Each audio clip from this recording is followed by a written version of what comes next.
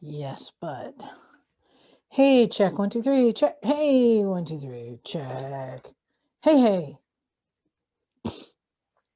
Dun, dun, dun, dun, dun, dun. Woo. Hey. I think we're good. I think we're good. Just waiting on peoples.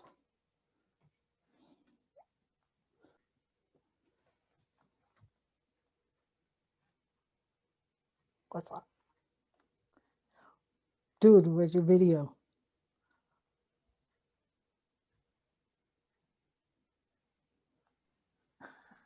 Now I can hear you. There it is. Sorry, it took me a little while. Oh. Nice hair. Thank you.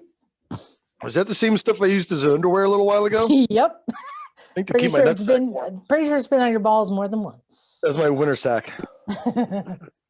Ooh, Jim's winter sack. Oh my! It's a hairy one. It's a hairy beast.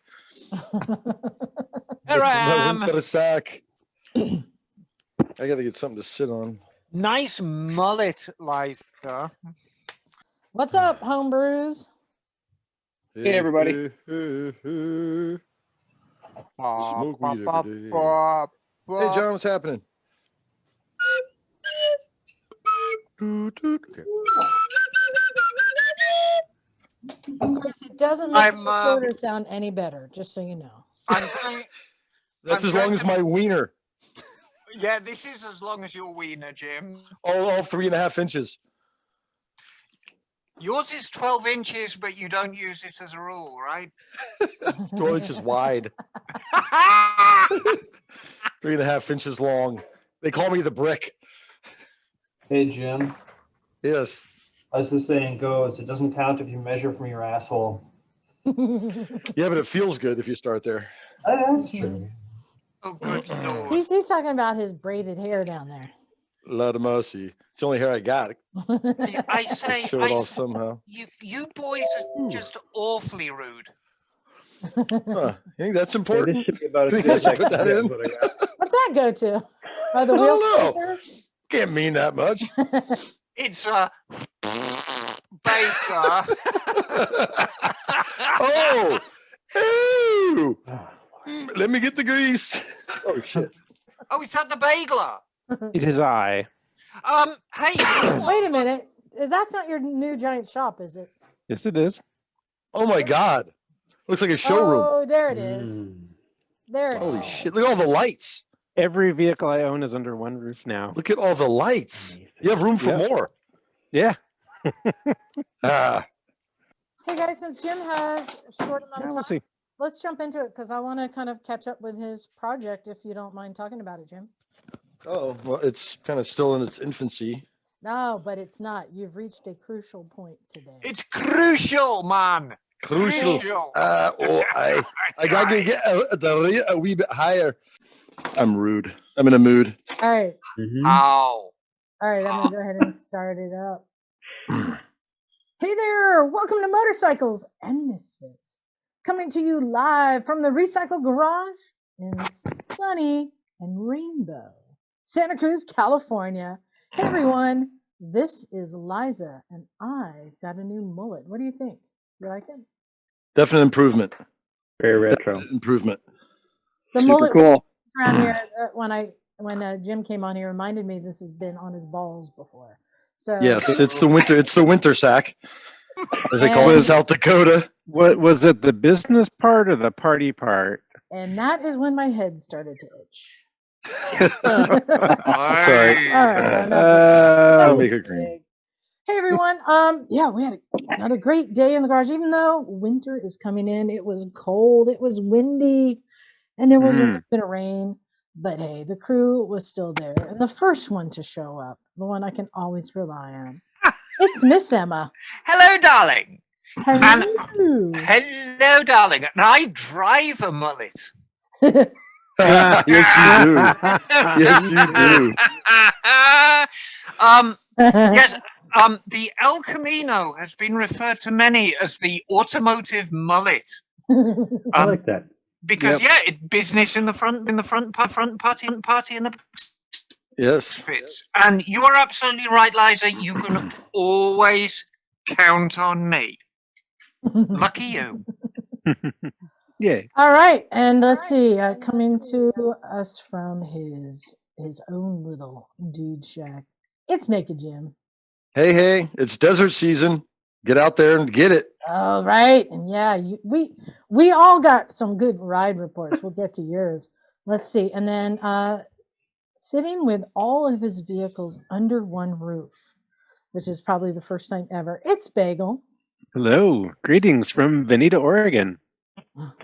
That is quite the impressive garage that you have. And you know, you Thank had you. all those, but all the same vehicles, but they weren't as impressive when they were all shoved in like various piles. Yeah, definitely. Now the way you have it displayed all that room, it looks quite nice. Yep. They are spread out around the garage. They all have a home now. And soon, once everything is organized and I'm done working on the house, I will be working on lots of bikes. Oh, good. I can see the Heinke Heinkel. Yep. It is right back there. Yeah. No, I saw it under the shelves.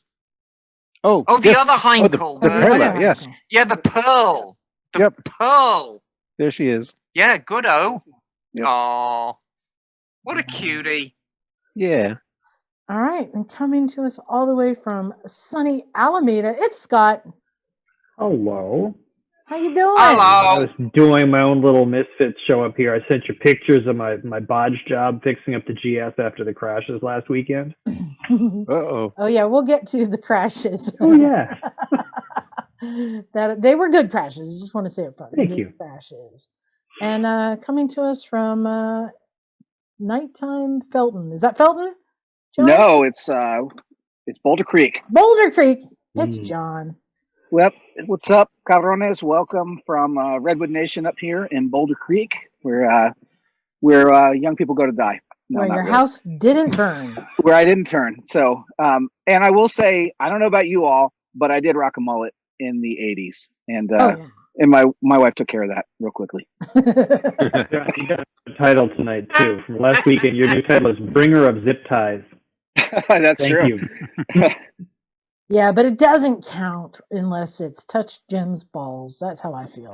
I can Oh. say very clearly, I've not touched Jim balls. So Oh, there you go. Oh, dear God, everyone. Can we stop talking I thought about everyone had Jim's touched balls? Liza's balls by now. Yeah. You know, yeah, the All only three of balls them. that should be touched is Liza's. Liza did try to make me touch her balls on her Africa twin last week. Yes. That was very That's awkward. right. Well, did you put them in front of your knees or behind them? She said to Behind. put them in her. She tried to put them in her mouth. My mouth. I don't know why that was. Well, that just went to a whole different place. I thought we were talking about some sort of leg support. Stop it. Oh, that's what it was. Yeah, sorry. We've got so much to catch up on. First of all, hey, I hope everyone really enjoyed the last couple episodes we've had. We've had some great interviews with Steph Jevons and with Debbie Lawler. Hope you guys enjoyed that. Those were two amazing women. But I wanted to have a night of just catching up with the Misfits, you know, and what we've been doing, because we've been doing a lot. Jim, you experienced something, I think, for the first time today, as somebody who's building your first bike, a ground up project. You experience that kind of that moment that I think you probably get, you know, when you're doing a big project like that, it gets stuck in the mud a lot, and it's hard to get the emotional energy to get excited. But there's a point, and Emma, I think you know it too, and Bagel, Oh, yeah. maybe you guys too. There's a point when you start to put things together and you have what's called a rolling chassis. And you can kind of start setting the parts on there. And for the first time, you see what it's going to look like. And Jim, that happened to you today. How did it feel? Yeah, it's really cool to see a bike kind of come together, like the first glimpse of what it's going to look like. I mean, there's still a super long way to go. But you're right. You know, the easy part's is taking it apart. You're excited. It's new. Everything comes off. You're like, all right, that was, pretty easy. And then you have to put it all back together, which is kind of daunting. And for me, the hardest step was just getting the steering, back together. I know, Liza, you had helped me push a bearing on. We went to tapered bearings instead of the race with the loose bearings and all that. And then Emma really helped me kind of get the front end on. That Do was it really right. sticking. Yeah. You have to take it all off again and do it again, of course. But I think I've done everything like that 2 or 3 times. But but that was the hard part for me. But once I got the steering on, and that kind of demystified, everything started to come together. So I got the frame, swing arm, gas tank, some other things powder coated, and then started putting it together. And it's interesting. Once you get that momentum, it really starts to build. So for those who don't know, tell us what you're building, what this started as, and what the end goal is. Yeah. So the bike's a 1983 Ascot 500 FT. So yeah, it's the big thumper. And it was actually Jake's bike when she got it. People know who Jake is from the podcast, my daughter. So when she went into the Navy, I was an empty nester, and I was like, I need something to do. So she lived in, we call it the shack out back. And when she moved out, I moved all her stuff out and turned it into a garage. And the first thing I really got into was getting into her bike. So it was a stock Ascot, cool bike. It was running, a couple of little issues, but cool bike. And instead of selling it, it was kind of my therapy when she left the house. So took it all apart, and now we're putting it back together anyway, long story short. Yeah, but it's been a cool project. So we're getting there. Like I said, a long way to go, and Emma's been a great help to me. Because now I've had to do things a couple of times, but I can do them a couple of times. Thank you, darling. Yes, no, thank you. And I think the colors came out great. So, got the wheels powder coated. What was it? Candy chrome orange. I thought that came out lovely. No, darling. No, your wheels are pudding color. They're candy pudding. They're candy pudding. They're rose gold. What year is that thing, Jim? Yeah, so it's an 83. Okay, yeah, it's cool. I had to do some, some stuff like Emma's been holding my hand, but the gas tank had some, some squashed parts in it from where the seat went on and things like that. I don't know how to describe it any better. The gas tank was molded in a way where the seat would come up onto the gas tank, and it was when you took the seat off, and it's a big, huge, ugly seat. There was a big low spot in the gas tank. So filled that in with fiberglass material, sanded it down, blocked it with Emma's help. She's like, showed me how to actually block block fiberglass work. So things like that have been fascinating. But as I went, I took everything off, rebuilt everything. So went through all the brakes, rebuilt everything, new seals, etc. Forks, same thing there. Shocks, going to keep the same shocks. I had the springs powder coated black, so they look good. I'm looking at the bike right now. So it's been fun, actually take everything completely apart and put it back together. But yes, to go from something that's been stuck in the mud for a year to really in just a month and maybe a month or so, a rolling chassis. So then there's hope. So when you do see the wheels on it, and I mocked up the color scheme a little bit and the seat and etc. And, now you really get some momentum going. So yeah, it's been fun.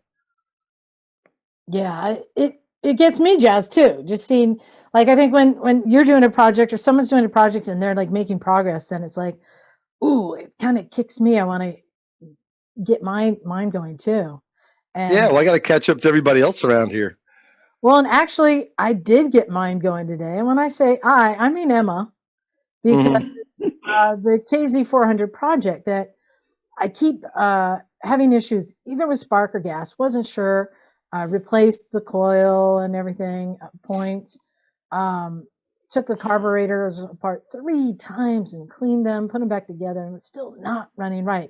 I could ride it down the street, but it wasn't right. Each time I'd take it apart and find some new thing that was there. Where it was a weird thing where one slide slid up further than the other carb, and I took it apart, and in the top of the carburetor where the slide goes up, I had to use a dental pick, and there was a wad of steel wool up in the top recess. I'm like, where did that come from? There's just things. And then also where the carb attaches to the plate, kind of like a manifold plate, somebody used too short of a screw. So it wasn't tightening, and there was an air gap, and just little things. And each time I think, that's it.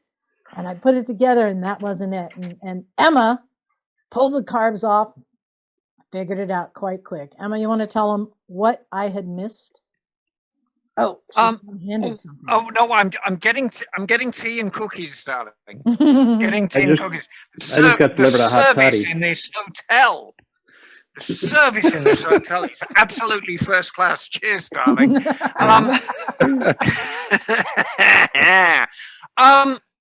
So I mean, it was just general crud. I mean, I hogged out the main bearings with a drill. Yeah. Yeah. No, the problem is whenever you resurrect an old bike, you're always going to have this problem with distilled old fuel. And you clean it out as much as you can, but there are dried deposits everywhere in the tank, in the lines, in the recesses of the carburetor. And of course, when you start putting fresh fuel in, it kind of brings all this crud back to life. And so all you can do is clean as much of it out as you can. And Liza had done a splendid job of cleaning the carbs, but not good enough. So, yeah, and I think, and just so other people can learn from it, I think, I mean, you said, so there's a port above the main jet.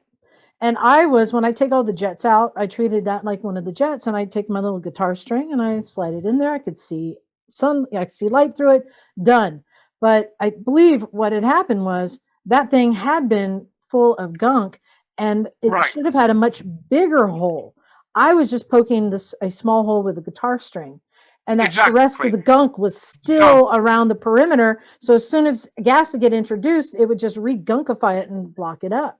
Exactly. So that's why she got in there and really got it out. So yeah. If you look at a jet, it's not just a lump of brass with a hole in it. It's actually it's got what's called a lead-in. And a lead-in is, as you say, a larger hole. Mm-hmm. And it's on a slight taper.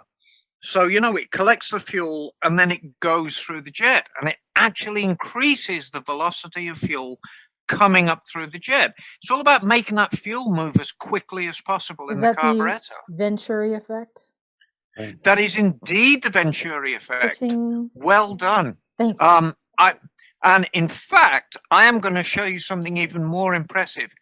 This is a knockoff Girl Scout cookie. Ooh. Look at that. Oh my. Made by Keebler, darling. Keebler.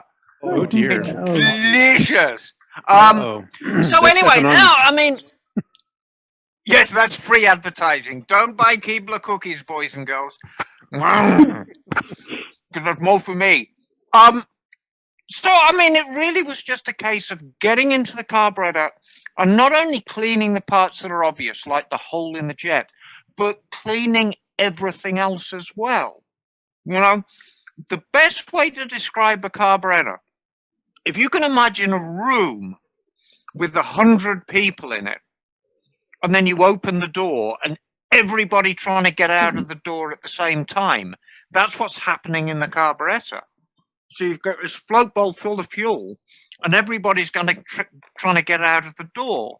And if you've got one person who falls over, there's going to be this massive heaping heap at the door, and everything is going to get blocked. And that's what happened. Question: of those 100 people, how many have mullets? Probably all of them, because your bike is a 1974. There you go. Yeah, one mullet was so long somebody tripped over it. Scott, I feel that is probably the case. Yeah, a question for Emma. Yeah. Yes, darling. Do you hit those when the jets clog up like that? Do you put them in an ultrasonic bath, or what's the best way to clean them up? No. Aha! I'm glad you brought up ultrasonic baths, because there's a lot of crap talked about ultrasonic baths, and there is a lot of a drill. What's that noise? Drill them out. That's what he says. Hog them out. An ultrasonic bath should be regarded as probably the best way to clean the outside of a carburetor. To clean the inside of a carburetor, all the jets, all the passages, there is no substitute for compressed air and carb cleaner. There's no substitute for it. And just a reminder, and so even when you're doing that, make sure you have the top and the bottom off before using compressed air. Just a reminder. Oh, yeah. So, and wear goggles. And exactly. Or point everything away from you. Ooh. Yes. One other tip. And don't remove the jet and hold it in your fingers and put compressed air on it, because that will shoot it across the room. I'm just trying to share things I've learned. These are things you've done. But unfortunately, I mean, I know this is going to break a lot of people's hearts, you know, who've bought these old bikes. But if you've got plugged up carburetors, you need to dismantle them into individual components and actually lay them out on the bench. And what I tend to do is I'll mechanically clean the inside of the carburetor. That means carb cleaner and compressed air. Assemble the whole carburetor. Chuck it in the sonic cleaner. Sonic clean them. Get all the solution of sonic cleaner out of the float bowls, out of all the nooks and crannies, and then put them on the bike. And you've got beautiful looking carburetors that have been mechanically cleaned also. So there you go. So with her help, we got it running. And it runs good. And it's fun. Now I just got like tires and brakes and stuff. But boy, that little engine, that little 400 engine it puts out, and it is fun. But you know, it's my favorite of the 400s because, I mean, let's look at what was on offer. And I'm not talking about the two-strokes. I'm not talking about the S3 400 Kawasaki, which is a great bike. And let's talk about the four-strokes. You had the Honda CB360, which became the CB400. And those are nice bikes. You had the CB404, which is something of a classic, and it's got that nice little four-cylinder vibe. Oh, the 400F is a great bike. It's a great bike. You had the Yamaha XS400, and while it's a stout little bike, there's something just so nostalgic about the KZ400. It's just a meaty little bike. Yeah. I love it. I absolutely love it. No, I'm not going to buy it off you, Liza. It is fun, but you know what I would never do with that bike? I would never take it to the Mojave Desert for a desert adventure. But you know what is the right bike? Jim, what's the right bike for a Mojave Desert adventure? Probably not the bike I took, but you know, you dance with who you bring. I think bringing it down. Sorry, I had my thing turned up. So I said, probably not the bike I brought, but you had a big adventure this weekend. You and a bunch of the guys went to Mojave. Yeah, got out of town. It was pretty cool. The news was getting to be a little much last week, so after Wednesday morning at the crack of dawn, me and Mikey 3 times and a couple of his friends bounded down at the crack of dawn to the Mojave Desert, a place called Johnson Valley OHV, which is about 45 minutes south of Barstow. And it was great. It was a great getaway. Place I'd been there a few times before. And Mike was describing some amazing, like natural, almost like slalom area, bank turns. Yeah, there's all sorts of stuff out there. I mean, this is hundreds of square miles of desert. Yeah. It's part of the Mojave Desert. It backs up to the east is 29 Palms, the Marine base. So this is out there. And yeah, there's whatever you want to kind of do, you can find. I mean, there's plenty of sand, there's deep sand, there's packed sand, there's rocks. They do King of the Motos there, King of the Hammers also, which is like a truck event, I guess. So it's a big moto area. But you can, like what Mike was talking about, this bank stuff is people will just carve tracks into the desert. Find some natural movements in the dunes, and it's a hoot. Big, huge bank turns, ups, downs, whoops. I mean, if you're a better rider, probably some jumps. The crazy thing is you'll be ripping through this, go up, down, around, and then you have to plow through like 3 or 4 feet of just seems like sugar. Yeah, we were crashing left and right. It was a hoot. But it's great. I love desert riding. You can only do it certain times of the year. We looked out with the weather. It was gorgeous the first few days we were there, and I say gorgeous, high 70s, maybe 80 during the day, and then getting down to the low 50s at night, just ideal. So yeah, no shirts, running around, I'm having a campfire and all that kind of stuff. But the riding is, people think of the desert as just being sand, which there's a lot of. And shout out to Breaking Away Matt. He came down and met us there the first couple of days. Of course, he got lost and found and lost and found, but he's a great guy. So if you ever have a chance to take a trip with him, I highly suggest hanging out with Matt and Breaking Away. What were you riding, Jim? CRF 250 Rally. Okay, So, you guys trailered down, or you rode down? You didn't ride down with that? No. I threw it in the back of the truck. I took the TTR 125 too because small bike's big fun, especially in the desert. But it was great. You know, we did some rides. You know, not getting too far away. You know, probably never went more than 10 miles away. Like I said, a huge variety. Everything from loose sand where you're just ripping like 50, 60 miles an hour to rock crawl stuff. Tell me, Jim. I mean, the Rally Raid is one of my favorites. But it's not a powerhouse. How did it cope down there? Yeah, it's not a powerhouse at all. And, you know, I don't think it's your first choice for desert riding, but it hauled my ass around just fine the whole time. Now, I did put a small one toothless countershaft sprocket on about a month ago, and that makes a difference. You know, and it has a radiator. I think if it wasn't, you know, if it was just air cooled, that thing would have blown up. But, you know, and it's a ton of clutch work, and you're working the shit out of those bikes. There was also another 250L, actually Liza's old bike was on that trip. But that kid was like 140 pounds, but it did fine. You know, I don't do super aggressive riding, but it never left me hanging. So right on. There were at least 2 misfits there, so there had to have been shenanigans. Are you willing to share some of the stupid things you did? Well, first I'll say I don't think it's stupid, but me and Mike have camped together doing this a couple of times. He's a hoot. I love going with him because we're so different, but we work together just fine. Like I'm super minimalist. Next thing I know, he's got the generator going and a movie theater happening in the middle of it. Oh, he told me he's figured out how to have hot showers. Yeah, and a pooper. He's got and a toilet. Yeah. So anyway, I don't shower, and anyway, obviously, and I have a shovel. That's about where I come from. But you know, nothing terribly stupid. But you know, it's BLM land, and always, you know, you go to these BLM lands, and it's Bureau of Land Management. You know, like it's something like the people's land, and it may as well in quotation marks say, do whatever the fuck you want. Yes. So we had some good grown up fun. You know, riding bikes and, you know, shooting guns and lighting things on fire and all this kind of stuff. Yes, there's usually some gasoline involved with your shenanigans. Yeah, a lot of gasoline. So, well, we had mini bike races. We were going to tape it, but then we didn't, which is probably a good idea. So that happened at nighttime, and you got to have a finish line. So we ended up doing about a 3-foot wide, 10-foot long swath of, it had to be like 2 gallons of fuel, just blowing up in the desert. It was awesome. So we decided not to race at all and just do burnouts and donuts and wheelies and all sorts of shit through the fire for about half an hour. Yeah, and then I think Mike and his friends watched Waterworld.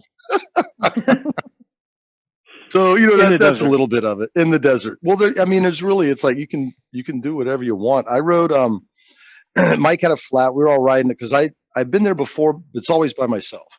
And I try not to ride further than I can walk and before it gets dark. Well, yeah, and I bring an extra pair of shoes because you can't walk in walk where you get in the desert. But because they were there, I'm like, let's go really far. So we're going to go really far one day. Mike got a flat leaving. Him and his homies went back, so he was covered there. And I'm like, I'm just going to go. So I went, gosh, I don't know. I went far enough out into the desert towards 29 Palms where I looked over and there was a sign on the side of the road, warning. I'm like, what's that? Warning, unexploded ordnance and use of high energy weapons beyond this point. I'm like, oh my God. Okay. That changed the vibe a little bit. So of course I went to the sign and took a picture. I know. I figured someone had to put the sign in. But I tell you, this country's beautiful. And if you ever have a chance to ride in the desert, it's fun. You know, we took Jocelyn's class, a shout out to her. I got to use a lot of her kind of theory as I was riding. You know, one of the things where she talked about, you know, see what's in front of you, take a picture with your mind, and then take your eyes to the horizon. Well, what's fun about this desert stuff doing that is you can get off the beaten path and you're just going through scrub. So it's a bush here, a thing here, an occasional rock you got to look out for, but nothing too dangerous. You know, you'll always come up on some pride, but you can kind of do that technique where you're looking at the bushes and pick a line like a Jedi, right? For like 100 yards in front of you, and then open up the throttle, grip the tank with your legs, you know, and steer with your ass and pin it. And it's almost like you're skiing. You know, I started to get that feeling, you know, where you're getting the bike up on the sand or whatever it is, you're hauling ass, you're wiggling your butt. And you can just fly. So I really like that kind of riding. And there's a ton of that out there. It really was fun. You told me today, Jim, that you felt you are riding substantially faster now. Yeah, yeah. And, I say it was after Jocelyn's class. The few things I learned there, keeping your eyes up, snapping a picture of, about 100 yards of everything in front of you, and then gripping the tank with your legs and wiggling your butt kind of thing, using your body English, you really can get a groove. And all of a sudden there's a fucking rock or a big chasm in the rocks or or a big sand pile. But yeah, it's great. I love it out there. You can see the stars like crazy at night. The moon comes up over the mountains, sunrises and everything are wackadoo. Yeah, cool times. Well, and I know you gotta get out of here. But before you do, so tell me, is Mike really as good of a rider as he thinks he is? Yes. It's so funny. Yeah, well, you know what? Mike will stick to it and he'll improve. You know what? If he wants to learn how to wheelie, he will learn how to wheelie. Like this is where he and I different. So when I rode like way the fuck out in the desert, I was going hours. I got a flat on the way back. Must be nice, Jim. Must be nice. Oh, Mikey! It's funny as shit. Did you guys? There he is, my hero. It's funny as fuck. I was telling him when I rode way the fuck out in the desert, and when you got your flat and you guys came and met me. Yeah. You guys got distracted and just started doing jumps and racing and fucking around. I'm like, "Where's Mike? Where's Mike?" Dude, I walked my fucking bike back, and just so you know, the Gaia app that Jim recommended to me but doesn't use himself. Yeah, incredible. It really is a fantastic app. I don't remember who told him to get it, but it's really good because you could download maps offline and use your phone if you've got a pretty good cradle for it. All right. And then you have like this unbelievable topographical map that's super user friendly. And you could record your tracks. It's basically, I remember it was from the KTM ride when they told us, get that little fucking Garmin. Listen, don't get the Garmin. They're ridiculous. It's so analog. You got to push all these little fucking buttons. Doesn't make sense. The guy was like, well, you're riding a motorcycle. You don't want a touchscreen. I get that, but I'm not fucking sitting there looking down at this thing the whole time when I'm riding. If I'm going to be pushing buttons, it's usually because I'm stopped somewhere. You know what I mean? Checking some GPS out. So Gaia, and we, and how do you spell that? So if other people GAI. GAI? You download the map before GAIA. There's an A on the end. You're going to Johnson Valley OHV. You put search on the phone, your cell phone, and then you can hit settings and say download map, and then it'll give you like a square, and you kind of zoom in and out and say how many square miles you want to download. You download the whatever park it is. And then as soon as you add a service, you turn it on fucking airplane mode, and the entire app works flawless, like Google Maps, because you have a downloaded app. And it's the best GPS thing I ever did. So anytime we would leave, and I put it on there, and he's like, "Oh, we'll just go out." I was like, "Well, I just hit a waypoint where we are based at, and if I get lost or one of the boys get lost, we got to come back with a truck. I could just put a waypoint there, and then it'll give me an as the crow flies, or it'll give me street roads."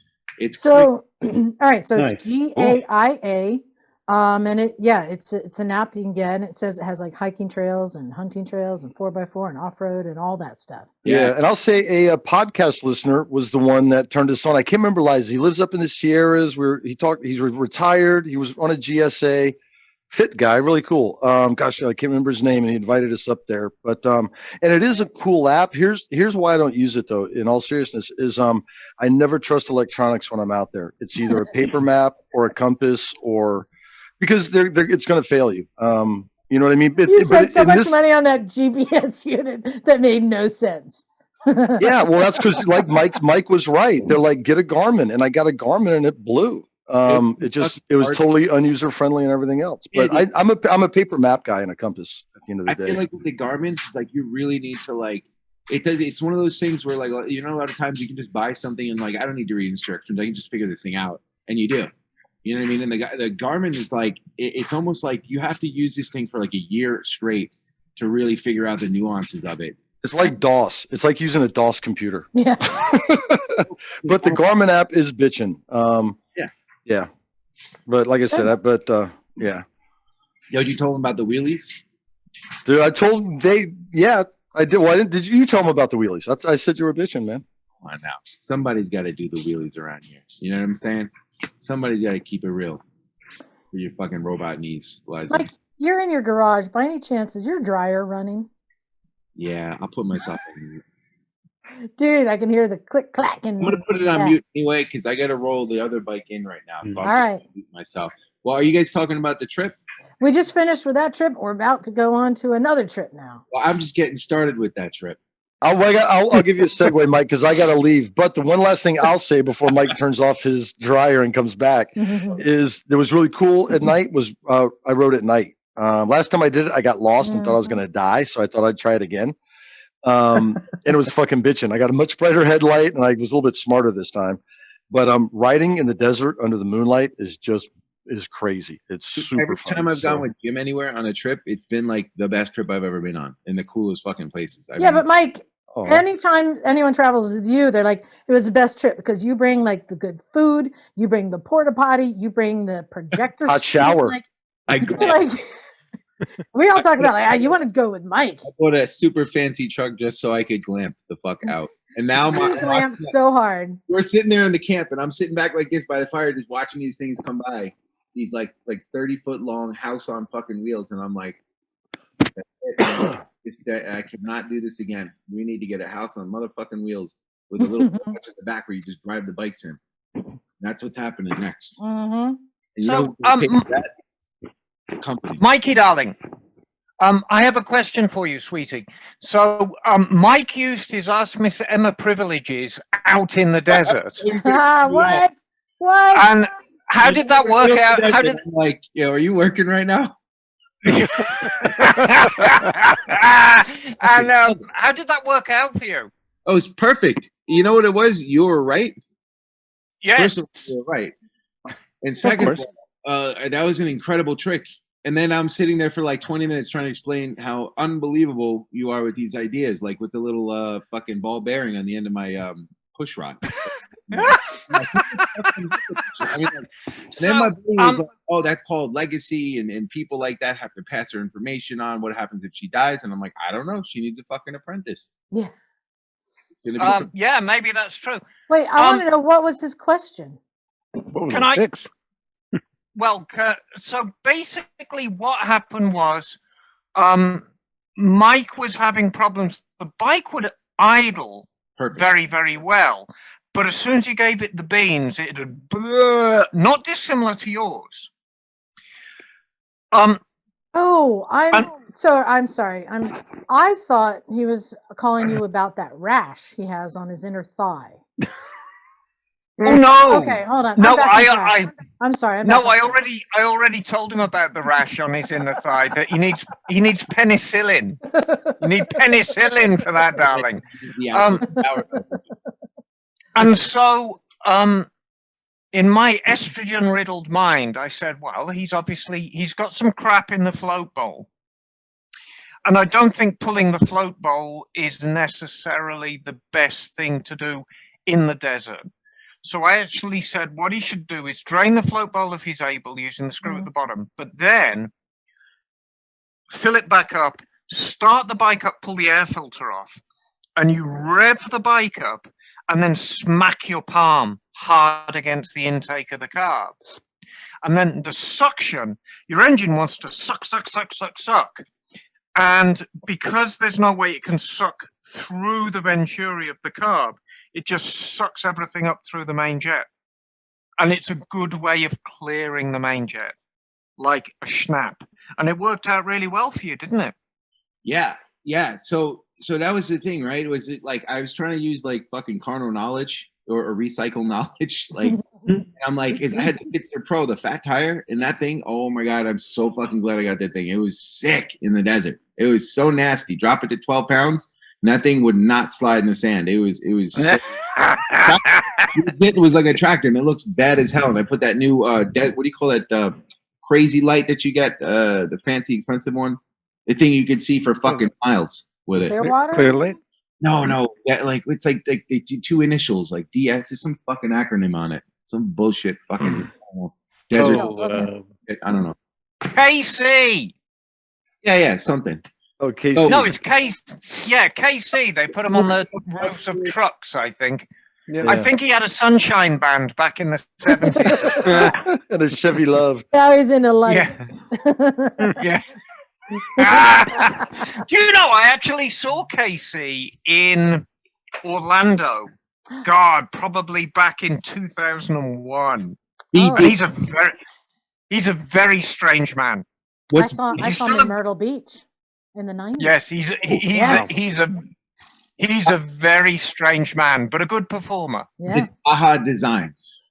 Baja Designs. Yes. Okay. Ridiculous. Like That's not, so I says I'm like, there's something going on here, and I brought all the tools and stuff. So I was like, I think I could fix it, whatever it is. First of all, there is a crack. There's a little plastic piece that goes in between. There's like a little manifold that comes off of the head, the piston head, like a little 90-degree bend, and then the carb connects to that. But before that, there's a plastic piece with a rubber gasket recessed in one side, and then there's a rubber gasket on the actual carburetor. There's a plastic piece in between, and I'm like, who the fuck would put a plastic piece in between something that rattles so much? But then I was like, oh, it's probably for heat, to dissipate the heat. The carb.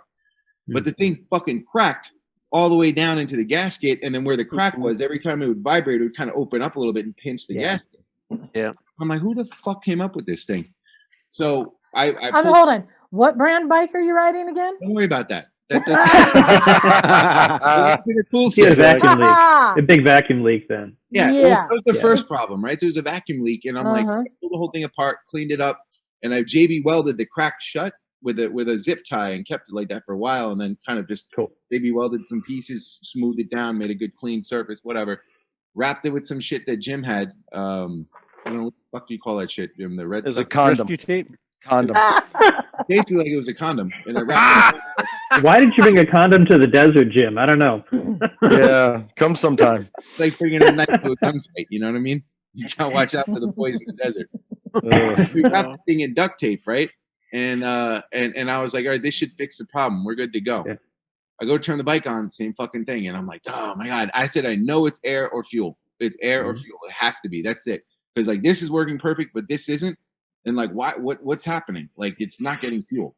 So I pull all the hoses off. I'm looking at them. Then I'm like, I'm gonna call Emma. It's a shot in the dark, but she always answers when I call. She likes me more than other people. I know that for a fact.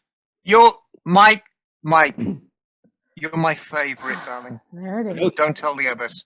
I know. I'm not trying to exploit. You know what I mean? No, it's that New York accent. I can't help myself. You know, I just can't help myself. See, it's funny. That's for me. It's the gorilla body. That's what endears me to him. Oh man, he picked up my bike. I was like, dude, I'm gonna keep driving my bike because Mike's gonna pick it up. we had a bunch of repairs, didn't we? We had the mini bike carb. We had 2 flat tires. We had a cracked side cover. Did I tell you? So let's just agree that Mike appeals to us on different levels. But to me, you know, it's always like, oh, I'm talking to Joey Fatone. But yeah, I'm gonna tell you what happened. So then I call her up and she says, I gotta go. I'm out of here. All right, see you, Jim. Hey, Jim. See y'all. Peace out. Yeah. Bye, Jim. Hot. I'm sitting there in my boxers, just hanging out in the desert, trying to fix this fucking bike. You know what I mean? And I'm like, you know what? I'm gonna call Emma. I don't give a fuck. She says, put the suction on it, do the thing, and it worked. And I was like, I knew there was something with it. I just didn't want to do a fucking carb because every time I pull carbs apart, I got to bring the bike to recycle afterward because it doesn't run for 2 weeks. Yeah. And I'm a fucking carb monster. I don't fuck with carbs. So I was just like, I don't want to do this shit in the desert. She said to do that quick fix. You know, we got the thing running and I'm fucking ripping around. No big deal. Everything's good. I get a little bit away from the site and goes down again. I'm like, fuck. So I bring it back and I'm like, okay, I'm going to go out on the big bike now and I'll come back and do it later. But I said at that point, I was like, she's right. There's stuff in there. And which means I do need to pull the bowl and I need to actually clean it. So Jim had some carb cleaner and I did. It was a pretty simple procedure and I just kind of cleaned everything out and I did what she did again first and I did all that shit and followed her directions and it ran perfect. But I broke down. My wheel broke. I had the Gaia app on and I'm like, we're going 20 miles. I'm 0.6 miles into the trip as the bird flies because you can do that in the desert. Like legit, you can just drive over the fucking how you want, you know? Yeah. And and I stopped because I get a business call and I'm like, what the fuck? Why did I put my Bluetooth on? You know what I mean?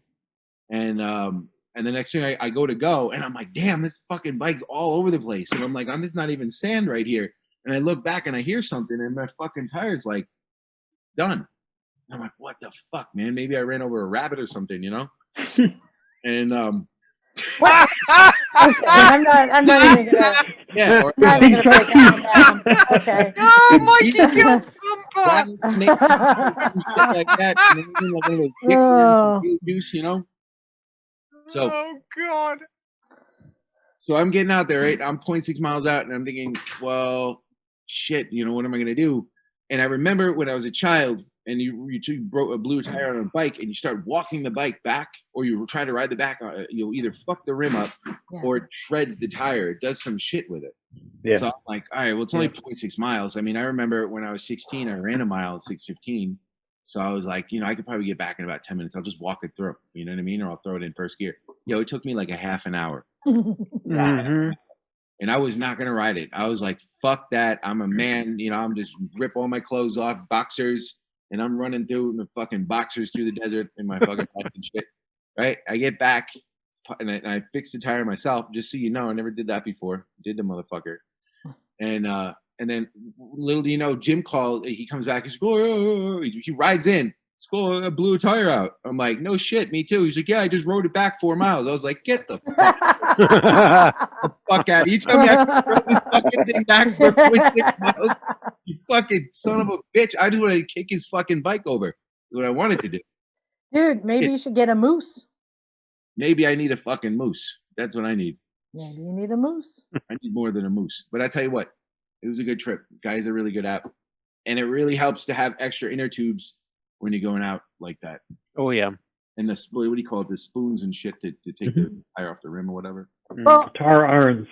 Listen, just because I can change the tire doesn't mean you want me to, because if your tires are going to look fucked up when I'm done with it. Oh, no. I mean, it looks like somebody graffiti wrote fucking crayon and shit all over the side of the tire. Just all the paint's gone. But the tire held. Well, Mike, you have your version of glamping. And last week I did my version of glamping. You did. Yeah, but I saw your picture. I was like, well, you no way you're camping. I said, get I know. He's like, there's no way she's camping. I'm like, no. So I'll be right back. All right. So yeah, so Scott and John and I, Breaking Away Matt and a bunch of other guys all went down to Carizzo Plains. First time for you, John and Scott, right? Being there. Yeah. Yeah. And, first time for me. Yeah. We went last year and I camped and I was miserable. And so I said, the only way I'll come, Matt, is if you get me the tiny house. Because on the property where we're camping, the owner of the property has built a little tiny house for him to come stay on when he comes to the property. And so he was nice enough to let me have it. And that made all the difference. Being able to get up and go pee in a composting toilet in the middle of the night was great. And having that shelter from like the wind when it got cold, and having a deck with chairs and tables that everyone could come hang out on. It was really nice. So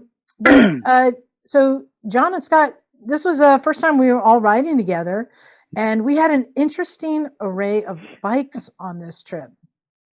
So I was there with the Africa Twin. It was the only one. It was also the one that half the people there said is an abomination of sorts. We had, of course, the requisite GS 1200s. There were a few of those. And we also had a Super Tenere. We had some KTM 790s. We had Tiger, Santos on the Tiger. Yep, a Triumph Tiger. Yep. And John, who was the little orphan child on the KLR 650, the Mighty Killer. There it is. Which everyone agreed, looking at that, like, oh man, that's probably the best bike for riding around here. John, you're still kind of newer to adventure riding. How was the weekend for you? Well, it was, you know, what an amazing place. I've heard about it a lot, and it just feels like such a different world and a whole nother part of California that nobody knows about. Mm-hmm. So super happy to be there. Yeah, I started, you know, like a lot of us, I started out riding in the dirt back in my teenage, but that's been a few decades. And I think actually from listening to you all on the podcast and talking about dirt stuff and Jim talking about all his stuff, I was like, you know, maybe it's time to branch out a little bit and try something different. And so I picked up a KLR in February, right before the lockdown, which is awesome, and just decided to go out and start riding. So first trip was on Summit, where I summarily laid it down because I grabbed a handful of front brake in a turn, and so I learned a lesson there. And then, but eventually, I went and took a class with Feel Like a Pro Dirt up in by Clear Lake, and then went out riding in the Utah desert, and the Carizzo is kind of my third kind of real shot. We've done like Gloria Road and other things around here, but this was but it's such a different kind of riding. It's you have to unlearn or sort of reverse some of the street learning that you had, and the biggest thing is really being okay with the bike just being all squirmish, and traction it's a different kind of traction. So, and for riding on the street for 30 years, it's just I found myself initially kind of freaked out about that, but it's I love it. And I don't want to be one of those cliche guys. I'm trying really hard not to do that, but I'm not going to Starbucks, so that's helpful. But I'm all in on dirt riding now, and I'm excited about it.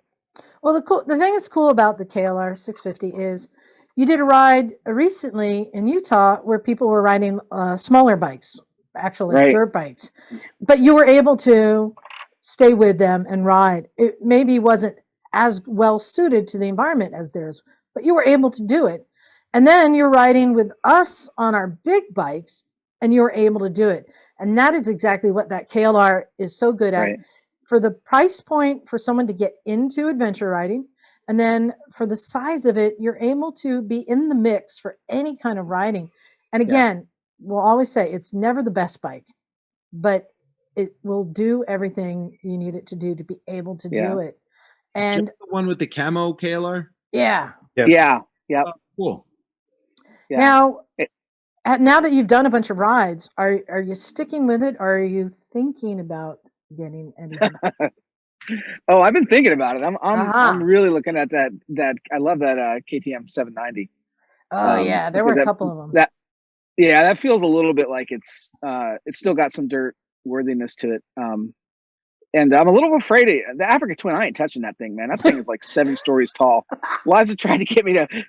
We did some practicing on that. And of course, I went right over, boom, and then. The rule is for anyone who wants to try the Africa Twin, you have to be able to get it off the kickstand. Yeah, I'm a short little fat Italian guy, man. I ain't riding that damn A couple of them couldn't get it off the kickstand. Yeah. So. But you tried. You tried. That is no. I did. And the bike went down, but it's okay. It's made to do that. I bow before you and Jocelyn. And anybody else that rides an Africa Twin. You guys are that's quite the bike. But so it is a big bike. So you'd be interested in a KTM 790, huh? Yeah, I would. But the funny thing is even hearing what Jim was saying earlier, it's like, do I want to go smaller or do I want to go bigger? Because I have a street bike. So. Well, that's why I have 3 now. Yeah, I know. But, wife's very gracious. The roads that we just rode are not the same as the ones that you guys did. There's some of it's a bit similar, but we had a range of bikes there. And one of them was like the 250 CRF. The other one was DR 400, and then I had my 500 TE 510 or whatever. And then Jim had the 250 CRF, whatever the rally. Anyway, it was a bit pretty diverse, and like I was just watching. Like it's really interesting. Like you could tell because I had the KLX or the KLX 250, which is just like the CRF 250. And to be honest with you, my friend was riding the CRF, but he's like 125 pounds, and I sort of got the bike look it was made for him. And even on the hill climbs, the only problem is the way that they're geared is they're geared a certain way. So it's like it's either a little bit better for the highways or it's a little torqueier for the dirt. But like they're kind of coming to that like that middle ground where it's like, you know what I mean? If you go one way or the other, you're more going to be that way, and it's kind of a bitch to get it back and forth.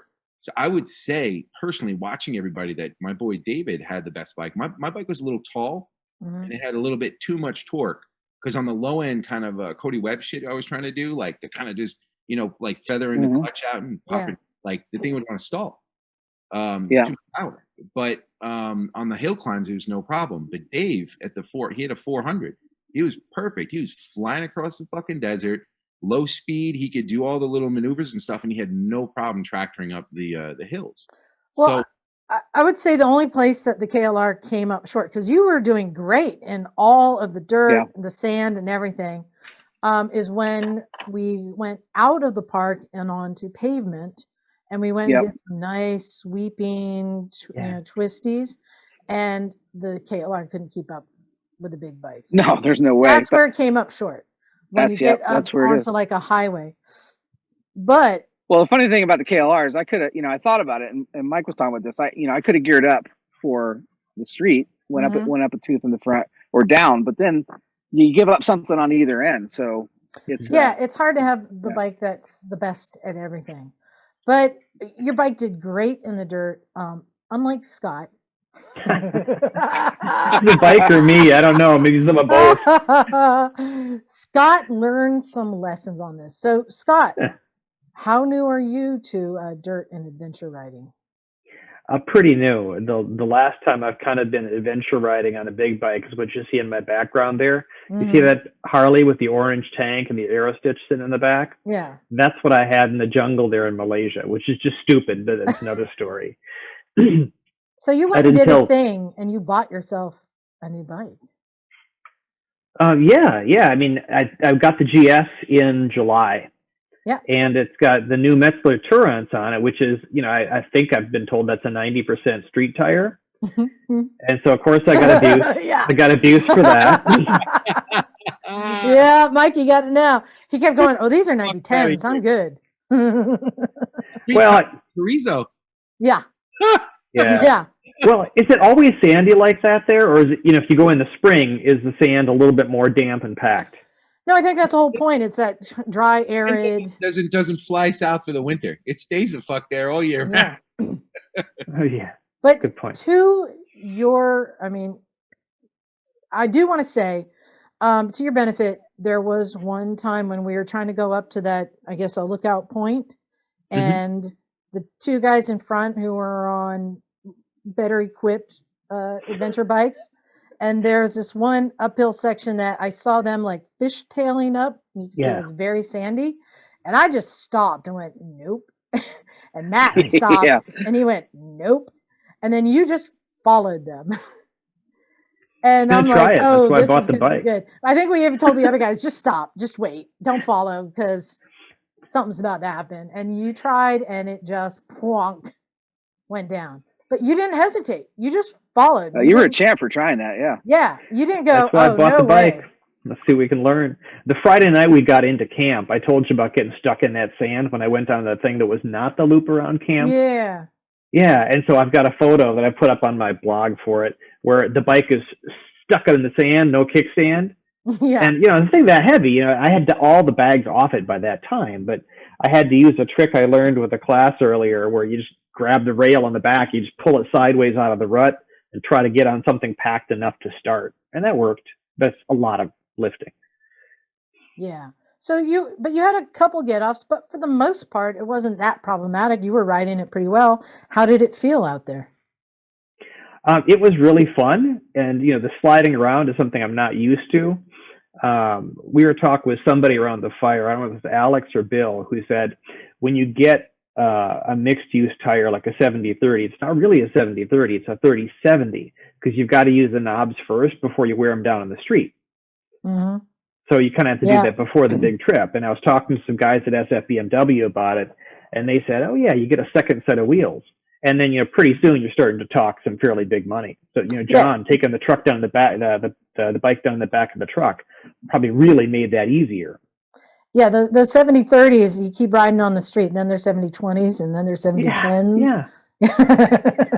Well, today, so you were talking about how tall the African Twin is, and I felt the same way about the GS. And this isn't even the GSA, but there's times when I've just about strained my calf muscle trying to get it up off the stand. And then, of course, I got that Porker Army duffel bag across the back seat, so I'd probably go more lightweight, like Jim was talking about. Today, I spent over an hour looking at Honda's website and looking at something like the Honda CB500X instead for ADV, which, John, to your point, much lighter bike, bigger or smaller. And I've kind of got an ulterior motive of that. I'm thinking about thinning out the pack, maybe getting rid of the R65 and the GS. And if I got that CB500X, and that way my 20-year-old would have something that's worth learning on, I could still commute on it because it's a really fairly modern bike. And I might struggle to keep up, for the high speed stuff, like that blast down there going 80 plus miles an hour most of the way. No, you wouldn't. No, you It'd be a wouldn't. drag. Oh, You don't think so? No, CB500X is a very, very, very capable bike. And the good news is, I may be behind the times. Bear in mind, I haven't worked at a Honda dealer now for 18 months. But in Europe, you can get this whole rally kit for the CB500X. Yeah, exactly. The rally raid and it really transforms the bike. Whether Honda have chosen to start selling that stuff here in America, they should. I've said for years, and it's a shame Jim's not here, because I've said to him for years, the perfect desert bike and really just all-round bike has yet to be invented, but it looks something very similar to Jim's 250 Rally with a CB500X engine in it.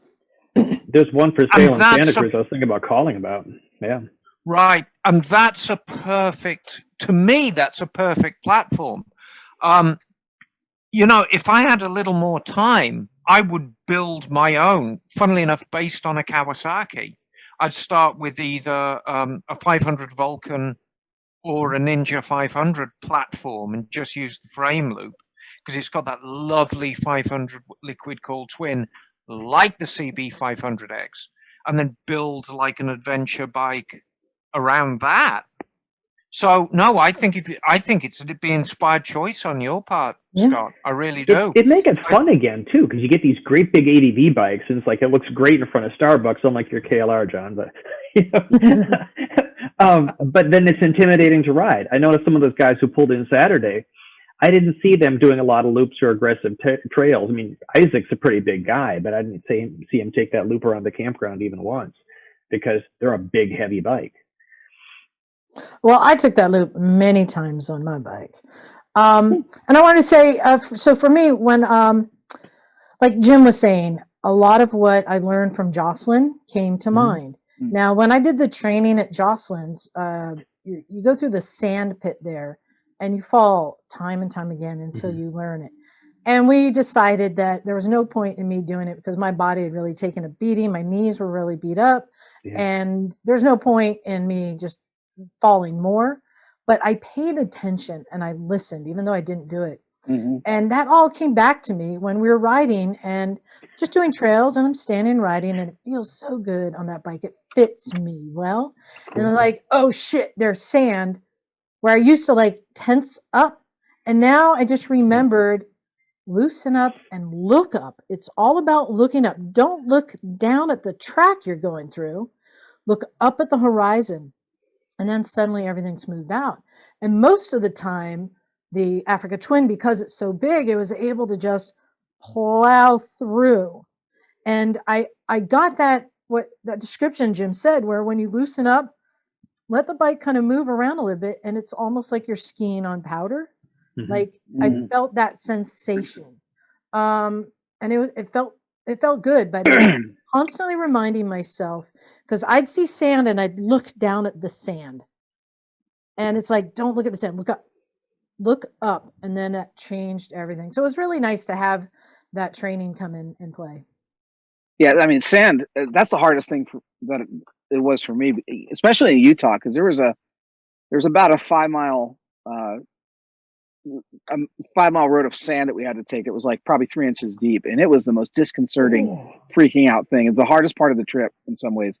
But you're right, keep your eyes up and stay on the gas. As soon as you let off on the gas, things start to get weird, and keep that going. But then again, like Scott was talking about tires, I had those stock KLR tires on there when I did Utah, and it was absolutely horrible and scary. And then I just put on Tusk D Sports at the garage and I tore up my rims like Mike. Mike actually saved me at the last minute too. But those new tires, oh my God, what a difference in the sand and in the dirt. Yeah, It does make a difference. Yeah. But Scott, now I want to ask you as a instructor. I've always said I actually don't like riding dirt very much, but I do it because it makes me a better rider in general. Sure. From what you've experienced so far, do you agree? Do you see how that comes into play on the street? And would you recommend it to everyone? Yeah, I mean, there's less other hazards out there. The biggest hazard when you're in the dirt is yourself and your riding and just the other environment. You're not going to have these big metal things, cruising around to blast you out of your saddle. Your tips about steering with your knees and toes, pointing your knees and toes the direction you want to go, by keeping the knees on the tank, that helped a lot. We have at various professional development workshops through CMSP had dirt sections. So we could learn a different riding technique. So Lee Parks thinks that's pretty important too. That it is a very different technique than what we're usually doing. And they expose us to a lot of different things at those workshops. And years ago, I also went to one of Rich Oliver Mystery School sessions there. And that's the first thing he had us do, the first exercise. We hop on these, much smaller bikes, obviously. He says, go over here. He wants you to do a J-turn and lay it down. And just lose the rear and crash. That's the first exercise, just to get it out of our system and get used to that it's sliding. Right. No, and both of you have mentioned that there are classes out there everywhere around the country. There are classes that you can go do a weekend on little dirt bikes. I highly recommend it, even if you're not getting into dirt riding. I think we all agree that just that weekend of riding in the dirt it'll help you with your programming of what to do when your wheel starts to slide. Even just the idea that it's not the end of the world when the tires are sliding. You don't just give up. There are techniques for it, and so you can manage it. Right. It's pretty cool. So yeah, it was a good weekend. I can't wait to do another one like that. And I don't know, we'll have to figure out where we're going next, but it has to be where I can glamp at least. I prefer glamping in Holiday Inn Express, but whatever. I'm not as good as Mikey is. Though Mikey would have been proud. John and his wife also had their little poop tent set up. It was glorious. You have a nice one, or was it like just to throw pop-up one? I had to throw a pop-up one in the 5-gallon bucket with a little seat on it. Yeah, I gotta tell you, last time we did that, I was like, oh, this is brilliant. I think those are really good for like kind of a minimalist thing, but if you bring a truck, it's like I just was like, fuck it. I got a really nice one. It's got like a shower bar and a whole little thing, and like it took me more time to set up the shower tent, but it was so worth it. And then I have some insulation from plumbing, and I just put it right around the top of the toilet and threw a bag in it, and then we burned the shit at the end of the trip. It was Mike, the closest thing I'm going to come to that is a little spade that plays music like the Toto toilets in Japan. Oh my god. And Emma, I have a top tip. Tip. Does it involve flaming poo? No, I wish it did. Oh. This is a recommendation, and this saved people twice on this trip. But people make fun of my little gas bottle. I bought one of those little 1-liter gas bottles. Okay. It looks the size of a water bottle, right? You think, what is this good for? But they're great because it saved me in the Nevada desert. It saved 2 people on this trip. 2 people who needed it to get to the gas station. It's something that you can fit into a backpack or into a holder. I even on my CRF 250, Mike, you can tell Joe, I got one of those water bottle holders for a bicycle, and I mounted it to it with Velcro straps, and it fits perfectly in that little holder. Yeah, I saw it in the back. Huh? I saw it in the back of Joe's Yeah, car. it's something that a lot of people don't think about, but you don't have to have a big Rotopack or big gas can. Having that 1-liter metal can of gas is a great tool to bring on a trip. As long as you don't use it for the flaming finish line. No, you need at least 2 gallons for that. Hey guys, I wanted to cover a little bit of news right now. So this is something that is interesting that came up recently, And I didn't really know what it meant, but I think Emma can explain this. So, did you guys see the announcement from Kawasaki? Mm-hmm. So, you know, Yeah, I did. if you didn't know, Kawasaki Heavy Industries, they make a lot of things. Emma, what do they make? Oh, good Lord. They make ships, they make aircraft, they make motorcycles. They actually make factories. They're very much into automated assembly. So if you see a Honda or a Yamaha production line, most of the machines building them are Kawasaki's. Yeah. So Kawasaki is this giant. As she said, ships, trains, planes, helicopters, hydraulics and robotics and gas turbines and jet engines. Just like everything. Big things. But they announced that they are separating Kawasaki motorcycles from the Kawasaki Heavy Industries. And it sounds kind of scary. Like, what's going on? Emma, and explain what you think is going on. Why are they separating the two? I don't think it's necessarily a bad thing at this stage. You see, the problem is when you're part of a massive conglomerate, let's say, I mean, the motorcycle part of Kawasaki Industries as a whole is probably less than 5%. Much as we love Kawasaki's, when you take Kawasaki Heavy Industries, a tiny percentage of that is devoted to motorcycle building. So you've got this entire company based on corporate Kawasaki culture. And the landscape within motorcycles is changing very quickly. And we'll say, wow, no, hang on, motorcycle sales and service are booming. And they are booming right now. One of the saddest facts is this COVID epidemic has thrown a lifeline to the motorcycle industry. Because ultimately, we're all part of this thing and we're this very, very tight clique. But there's no better way of social distancing than sitting on your bike. So we've had this something of a respite, but the overall trend is still down. So I think what Kawasaki have actually done is by, in effect, turning the motorcycle division of Kawasaki into an autonomous company. It's going to give them a little more flexibility to weather the trends. I don't think it necessarily means they're bailing out. We're really going to have to see. Corporate culture is a very, very strange thing. There's no real passion for the brand involved. It just comes down to dollars and cents. And I think by the motorcycle division being separated from the industrial division, I'm hoping it's not a temporary respite. I'm hoping it's good, full stop. But I'm not going to speculate beyond that right now. And I think you even mentioned, don't be surprised if we see it happen from Suzuki.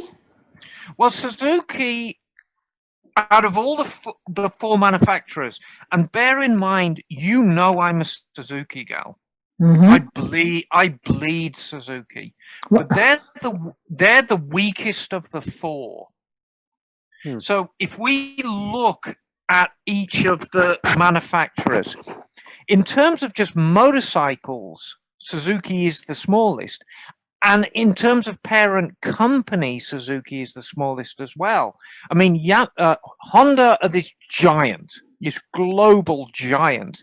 I mean, Honda USA, you and I have been there, Liza. Mm-hmm. It's like a city in itself. Yeah. And you think about the product they make. Honda have always been very, very flexible because they manufacture stuff all over the world. You name an industrialized country, there's a Honda plant in there. Vietnam. Yeah. India, Pakistan, they're everywhere. Yeah. Belgium. Yeah. It's true. You know? I've been to the plant in Pakistan. Exactly. Yeah. Yamaha have a vibrant engineering department. There's subcontracts out to other manufacturers. We've talked in the past of things like Ford cars with Yamaha engines in them. And of course, they've got the musical division as well, which is very, very profitable. Kawasaki, we've already talked about. Suzuki, it's a smaller parent company. And once you get beyond the success of the Gixxers, you know, it's really, Suzuki is actually moving into a niche manufacturing almost. So I'll be very interested to see what Suzuki's going to do in the next 2 or 3 years. I think we're going to see a lot of changes with them. I think they're going to have to really think very hard about the products that they put out and really streamline it down. So that's just, and I stress, this is my opinion. Don't sell your Suzuki right now thinking that the company's going to go bankrupt and you won't be able to get parts for it. I mean, ultimately, Suzuki, like all the Japanese manufacturers, are healthy right now. But I think what we're going to see when we're finally over this COVID thing and we kind of get back to business as normal, if we're very lucky, we'll see this renewed interest and vibrancy in the motorcycle industry, in which case we're all going to be saved. But conversely, we still might just kind of pick up where we left off on this ultimately downward trend. You know? Ultimately, we've got to get more younger people on bikes. I mean, there's no escaping that. And in lieu of everything that has been happening recently, it's been a big week in the news, and everyone's talking about politics, right? It's hard to avoid talking about politics right now. What? And I wanted to bring up a story that kind of explains how politics can and is changing the face of motorcycles as we know it. In fact, American motorcycling. So this is just, I just find this kind of fascinating. So I read this great article called How Harley Davidson Went from Trump's Favorite Motorcycle to an American Pariah. And I mean, we all know like what's going to happen with Harley Davidson. I've been watching Long Way Up. They're almost home. It's so fascinating. Those live wires have been doing great. They've had issues, yes, but overall, like I think it looks good for Harley to see them riding those highly modified, live wires with the Pan America suspension and everything. You can't buy that bike, but still, we all want to root and hope that Harley Davidson will survive and that we'll see, the progress keep happening. But I found this interesting story, and I want to see if everyone is aware of this. So the Trump administration early on, one of their big things they're standing for was American companies, American made. We need to bring it all back to America. And what is the biggest, American motorcycle company? It's Harley Davidson. And, the administration was really supporting Harley Davidson. But then politics came in, and there was I think in 2018, there was a tariff placed on European steel, right? And they didn't like that. They wanted to get back at us. So they put a tariff on Harley Davidsons in Europe, right? Yep. So what did the administration do to get around this? Because they would have priced them out of the market. Well, they built a factory in Thailand. Well, that was Harley that built the factory in Thailand. Yep, Harley built the factory in Thailand. Yes. So that they could make the bikes for the European market and avoid the tariff. Well, the Trump administration didn't like that at all. Now, suddenly, they're really against the great American motorcycle company, Harley Davidson, because you could say they outsmarted them or they went around them, whatever. But this is how politics are involved. And, it makes you think about the great American motorcycle company. How American are they? And can you truly survive and thrive as a great American company? One thing to note here, Do you guys know about the new CEO of Harley Davidson? I heard something. So there's a new CEO. Yeah. And he's German. He's the first non-American CEO of Harley Davidson. Ach, was? Yeah. I'm not even going to try and say his name. It's I couldn't even You try it. I'll correct it. Wait. I'm not seeing it right here. I don't want to keep scrolling. Oh wait. Jochen? Jochen. Zeitz.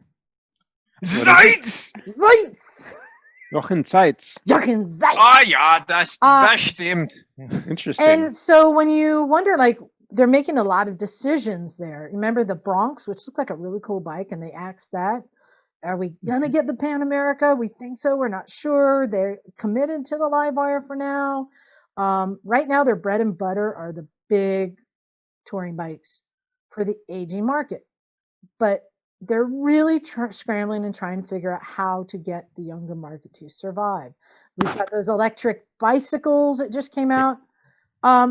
So now the question is, how much of an American, made in America company can they continue to be? Or as Emma said, they have to become a global company, don't they, Emma, to survive? Well, the analogy I used is, if you think about when you're growing up, you're a kid, you live at home with your mom and dad, sit down in front of the TV and, watch Rhoda every night, and everything along great. And then you go away to college for 2 years, 3 years, maybe 4 years. And then you come back home. And you can't, it's not the same, because the home now necessarily hasn't changed. You've changed. And for the last, really, for 20 or 30, 40 years, we've been on a global market. And that applies to the world. That's not just America. You can't survive on a domestic market. Now, there are downsides to it and there are good sides to it. I mean, there is like this globalization of design. If you think about car design, if you go back to the 1960s, British cars had a very, very distinctive look to them because they were meant to appeal to British people. And if some Americans like them, that's great. American cars were very, very distinctive because they appealed to Americans. And if you like them outside, well, that's fine. And same with German cars, with French cars. They were all very individual. You can't get away with that now. You have to build a world car. And that's why basically all cars look the same, whether it's a Jag, whether it's a Benz, whether it's a Cadillac, whether it's Peugeot. They all basically look the same because they appeal to the same person. As I said, they all look like a Toyota Corolla now. Right, exactly, because that's your market. That's the perfect car. But the point is, you can't, if we were to say, right, we're just going to go back to only America and only building America and being bought by Americans, it would be like moving back home after leaving for college. I don't think we could pull it off. I mean, I would love to see that. I would love to go into a store and see everything made in America and see all American cars on my street. But I don't think we could pull it off. I don't think, globalization, the global economy has grown so much. And I mean, just look around you at things that are made elsewhere or manufacturing based elsewhere. And then there's the more insidious ones of companies that we think are domestic that are financed from overseas. Yep. It's not just because it's an American company doesn't mean that the money that's coming in to keep that company afloat is in America. It might be Japanese money. It might be German money. It might be Russian money. It might be from any number of sources. So Yep, this like is all those this big. is, I would say like all those big Dodge Ram trucks. That's an Italian company. right. Exactly. You know, I had and this has been going on for many Spaghetti years. Westerns. Yeah, exactly. So, you know, we need to think on a sustainable scale. And if that means putting a plant in Thailand, so be it. Triumph's been doing that for years. And it's yes. I have a theory. And this could be quite interesting. I'm just going to say, yes, we also have Indian, which is another great American company, but I'm going to put them in the exact same boat as Harley because they're really the same market for the most part, right? And I, even though Indian makes great bikes, I don't see them making as many strides outside of the box to survive. I'm going to project that in 20 years, and this is bizarre to think, the great American motorcycle company may be zero. Oh, could be. Can you imagine that? Wouldn't that be something? I mean, that is completely changing the face of the industry if that is true. But I'm thinking that may be. And the thing is, Zero's hanging on by a thread, and it always has, because they are a new industry, right? And they're relying on the early adapters right now. They're still relying on early adapters, but they've managed to hang on this long, while so many others haven't. So that's my projection. What do you think, John? So, yeah, well, I think my fear with Zero is once Kawasaki and the other companies get involved in the electric bike, that's going to be hard to compete with. So I'm hoping that, there's a lot of American, even government investment in a company like Zero, so it can be the next motor company. But without sort of, I think, help and a head start, that may be difficult for them over the years. I just wanted to throw that out there because, like I said, there's things that are happening. We don't really know how it's all going to play out. Right. Everything is changing right now here in the US. And that's why. Oh, it's literally changing by the minute. But what I wanted to say, Liza, and we'll use Zero as an example, but it's the same as every other sport bike in the world because it's what we've gotten used to. So let's take a look at the Zero SRF, the sporty one. Okay. Brakes are by Brembo, right? There you go. That's an Italian parent company. Suspension is Öhlins. Yeah. Swedish. There's a lot of Bosch components on that bike. Yep. There's a lot ABS. of Hitachi components on that bike.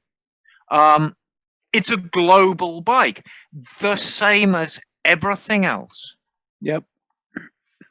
And this is, this is kind of how it is. Maybe we should start calling it melting pot manufacturing because that's kind of what it is, right? Right. Yeah, good label. And the truth is, we all want those Öhlins shocks and forks on our bikes, and we all want those Brembo calipers because that's that's the gold standard. Yeah, it's good stuff. It is good stuff. Exactly.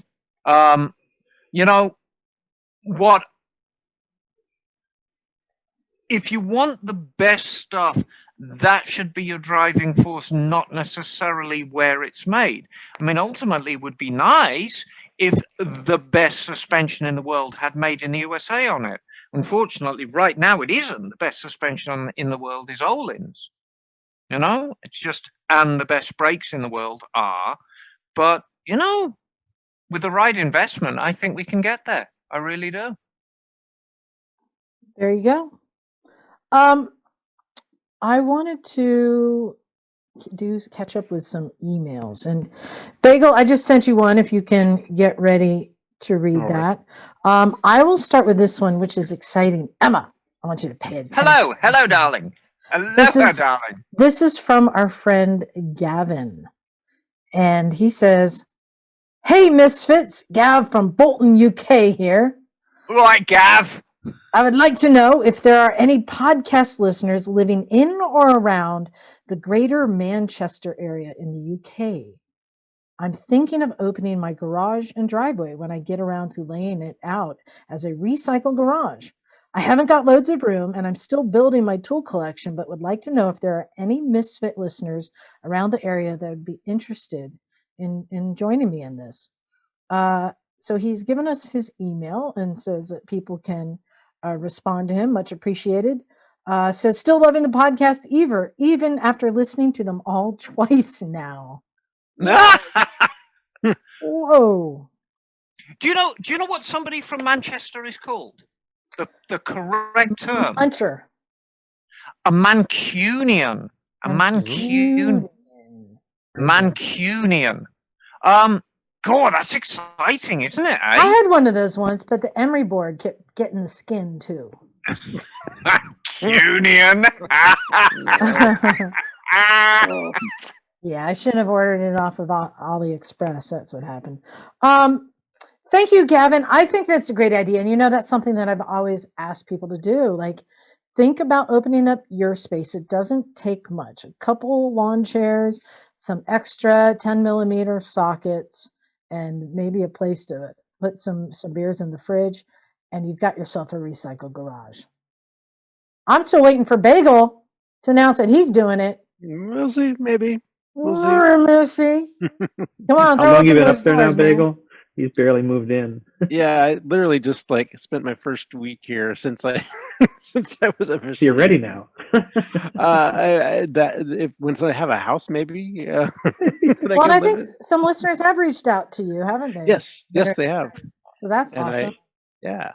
So if there's any Mancunians who would like to join Gavin and maybe start a recycle garage there, why don't you send an email to me at recyclemotorcyclegarage@gmail.com, and I will put you in touch with him. Thank you very much, Gavin, for offering that up. No, that's brilliant. I hope it works out. Unfortunately, Gavin's going nowhere right now because the UK is back in lockdowns. Lockdown! So he's probably sitting at home watching his telly right now. Yeah, well, we should be right now, probably. Exactly. You know what? You know what? Screw it. I don't care if people get mad at me. I'm just going to say, wear a mask, please. Wear a mask. Yep. Don't touch people. Don't touch me. Don't touch people. Bagel, Bagel, you missed Andy today. I did. Yeah, it would have been nice. But what's cool is even with his mask on, we're able to recognize him just from the eyeballs. Oh yeah. So did you get the email that I sent you? I did. And did you read to the end to see what accent you should be reading it in? Oh yeah, I did. Okay, good. Oh, it's from Minnesota. So we have an email here from Jeff Kirchman. And Jeff says, "Hello, M&M crew, and greetings from the rapidly cooling upper Midwest. I'm a great fan, and I've been listening for years. I also recently began working my way through the Misfits YouTube episodes. My head bursts with the new knowledge. Sadly, though, I'm writing with a small nit to pick. In a recent episode, a listener wrote in to get your take on their new ride, the Honda NT700V. Those of recent European extraction may recognize this as the Deauville.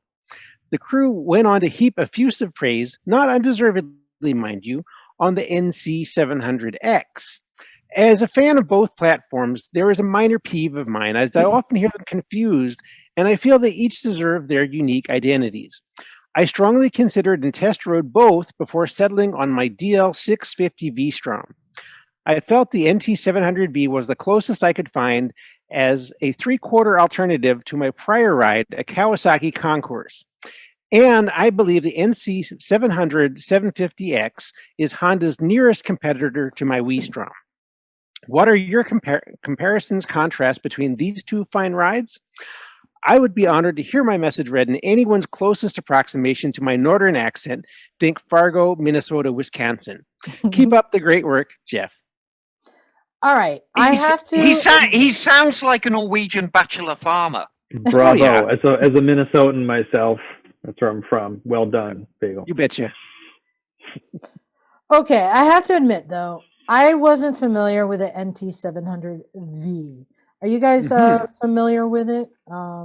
This is what it looks like. I'm holding it up. I mean, I don't. Yeah, I mean, I'm familiar with the Deauville. That's the Deauville. But, is yeah. So, I've never seen one in the wild, but Emma, this reminds me of a bike. This to me looks like the resurrection of the PC800. Oh no! What do you mean? No. It looks. No. It looks to me. But it doesn't look like Shamu. It does. No. That looks like if they remade the PC800, that looks like what it would be. But the engine's all exposed. No. Yes, exactly. I tell you what that bike was pitched as, and you got to remember that bike was introduced long after I'd have left for America Land. But that bike was pitched as a more manageable ST1100. And that was the crowd it was pitched to. And in a lot of ways, it was just as capable because, you know, the ST1100 is a bike you can get on, do 500-600 miles and get off and still move like a reasonable human being, as is the Deauville, just obviously with much less power. Good bike. Now, in comparison to the NC700X, so or if you which guys is what I thought we were talking about, yeah. And Scott, if you're looking at a new bike, you may also want to consider this. I've looked at those, having had the ST1100 and now the ST1300, which I still love. You know, every once in a while I think about selling. It's like, no, I really love this bike, and it's so much lower, even though it's heavier than the GS. You know, of course, I could never take it on those roads. But I looked at the Deauville and it's like, yeah, they're not doing it. And then they pulled that CTX thing, and it's like, forget about it. So the NC700X is, Emma, how would you describe it?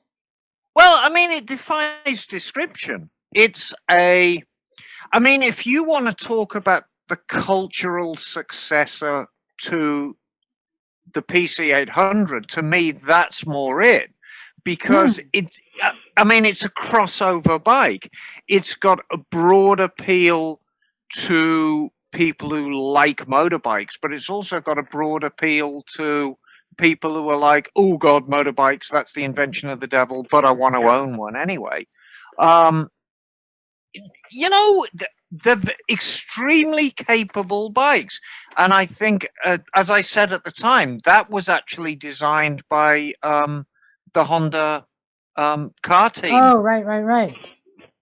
You know, so it's got quite a few sort of unique little features, like a very deep glove box where the gas tank should be and stuff like that. It's a good bike. It's an extremely capable bike. Does it include a cup holder? Yes, I believe you get a cup holder. Okay. All right. I'm pivoting on the conversation now because Bagel, that reminds me of something I was thinking of today. Oh yeah. And since I think everyone here, Mike's a youngin', but for everyone here, I want to see if you guys remember a motorcycle accessory that would be considered outdated now. So the cup holder reminded me of that. I remember going through the J.C. Whitney catalog looking for accessories. And because I commuted over the Bay Bridge every day, I was looking at a quarter dispenser that attached to your handlebars. Yep. Do you guys remember that? Yep. And I was thinking that is an outdated accessory. It would be fun to kind of get one. Are there any others you can think of? Yeah, 8-track tapes. What? Oh, wait. You don't need 8 tracks anymore. Okay. Well, I mean, yeah. I think you can still buy BMWs with cassette players, but those are the older ones. But what do you got, Scott? Those are absolutely a couple things. These are helmety things, but that sundowner strip that goes across the top, and you turn your head and it blow off your helmet, so there's your $10 gone. Yeah. Because we got you can drop down visor internal now, or the Nady PMC2 where you got a wired mic between you and your passenger. Right. Tethered. And so when you step off, it squawks really loud in your ear. It screams at you, and you're tethered. Emma, can you think of any, like maybe the coal bin or something? What are things that you remember that are outdated? Oh God, I'm not even going to go there. I'm not even going to go there. No, can you think of anything else? I just those. I used to love like buying those little accessories, you know. And yes, I've had a cup holder mounted on my handlebars before. You mean like the swan fender ornament with the light up wings? Actually, you know what? Last year when I did the World War ride and I had the Indian, we were at the factory and I'm like, I need a cup holder. I saw an accessory and they put it on my bike for me. So I had a cup holder on the Indian and it was nice. Yeah. What about, I know, here's one that Scott, you dug out of the bin recently, but people don't use very often anymore. Those foam sleeves that go over your hand grips. Oh God. Oh, the grip puppies. They're on my GS now. And I'm thinking about buying another pair from SC13. Right? That's an old accessory. So grip puppies, can you describe what they are to people? It's a little foam cylinder that you slide with some difficulty over your regular grip if the grips start to wear down. And on the GS, mine has 48K on it. They're hot grips. I don't want to pull them off there and put whole new grips on. I just wanted to layer them up a little bit. Yeah, the whole idea was it helps with vibrations, and it also just gives you a little bit larger grip to hold on to. And it's like, why aren't we using those more? I don't know, but you needed them, and I suggested, and you're like, I have some of those. Or the thing that slides on your glove that's a windshield wiper, or the little thumb thing that you slide over your glove. Yeah. Because now, a lot of the high-end gloves built right into the finger. Oh, Climb. I recommend Climb gloves. For those who don't know, I've now gone through and I have one of every one. I just decided I'm going to collect Climb gloves, and I got them all. Some of them I haven't even taken the tags off of yet. They're just sitting waiting to be used. You're gonna be like the shoe collecting people who have the boxes up on the wall. Imelda Marcos I have a box gloves, of shoes that are waiting to be worn. I do. But yeah, because they have Smart Touch and they have the squeegee and they have everything I want. So what's the squeegee made out of on a Climb? Is it foam? No, it's just a rubber strip on your finger. Yeah, because right, back in the old days, and I mean, for all I know, back home they'd still sell them. They had this thing called the V-wipe, and the V-wipe was very, very soft, clear plastic, and it sort of had a blade on it, like a windshield wiper, and you stuck it on your forefinger and you just... Yep, exactly. And they worked absolutely perfectly. I can't see why they would ever stop selling them, because it was such a perfect product in the day. Because it rains in England, I know that comes as something of a revelation to people. But the gloves have been built in now. If it's built into the glove, why do you need the V-wipe? Right, exactly. Well, not all gloves have things built into them. Like the good ones. You know what? I actually had on my 95. I'm going to look it up. I'm going to look it up now and see if they still make them. My 95 K75 RT. It had the built-in stereo, and it had an auxiliary input. And so this is an aftermarket dashboard you could get that went right behind the windscreen and above your Speedo. And I put Velcro on there, and I had a CD Walkman. And I had, in the glove compartment, I had CDs.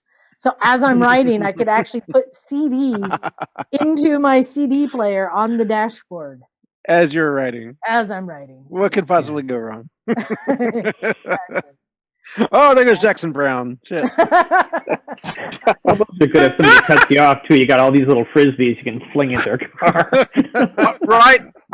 So, guys, I have just looked it up, and the V-wipe is still available for £6.99 from Bob Heath Visors. How about that? Ruppence is that?